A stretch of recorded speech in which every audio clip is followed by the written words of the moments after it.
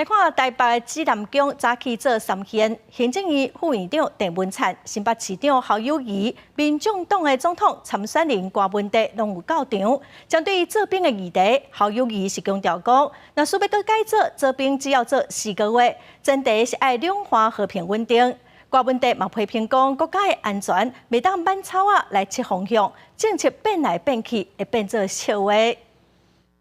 台北成功庙车国早起举行3献大礼，行政院副院长郑文灿、新北市长侯友宜、民众党总统参选人郭文德拢到场。自控制处总统大选话题放伫兵役问题，侯友宜提出当选了后，要将做兵恢复做4个月，了后解释讲无反对境外兵役延长1年，立场转变引起讨论。现阶段我是支持兵役延长1年，在确定两岸稳定之后，就有可能恢复4个月的役期。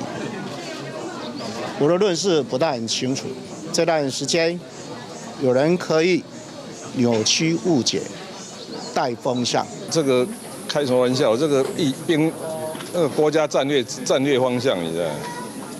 不是1天2天这样抛个风向测试，我觉得这个是不好的。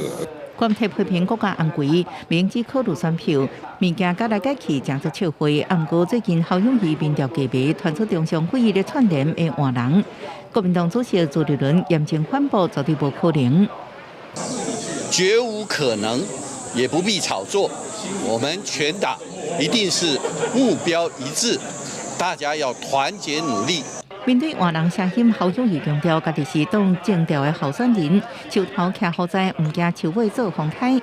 另外，鸿海创办人郭台铭是不是会独立参选？侯友宜回应江湖咧行，信守爱护，佮发声相信郭台铭该共款拢拜关公，重正义也重承诺。记者综合报道。